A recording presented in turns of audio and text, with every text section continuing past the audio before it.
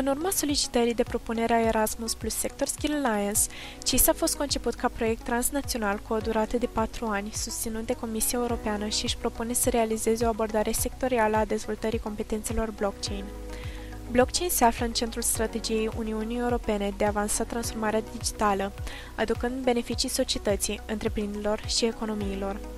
Tehnologia blockchain este în prezent testată pentru servicii publice în mai multe domenii, inclusiv pentru moneda digitală și plăți digitale, înregistrarea terenurilor, gestionarea identității, servicii notariale, trasabilitatea lanțului de aprovizionare, asistență medicală, educație, înregistrarea companiilor, gestionarea datelor, audit, piața energiei, impozitare, sistemul de vot și gestionarea persoanelor juridice.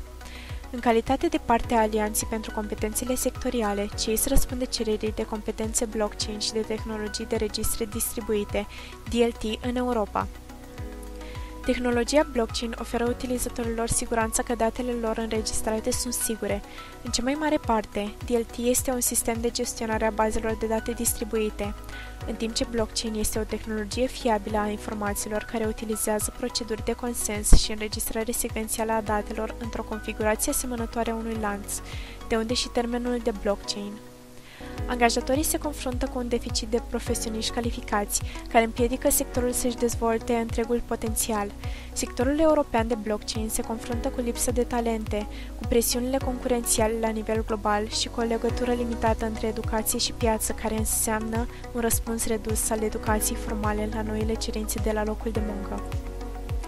Pentru a aborda neconcordanțele și deficiențele de competențe din sectorul blockchain, CIS va dezvolta și implementa o strategie europeană care oferă instruire și acreditări relevante și orientate spre viitor, precum și soluții de mobilitate adaptate la realitățile și cerințele sectoriale.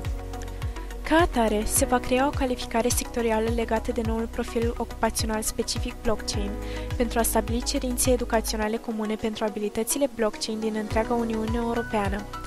CIS stabilește o abordare colaborativă pentru monitorizarea evoluției cerințelor la locul de muncă și anticiparea nevoilor viitoare de competențe blockchain,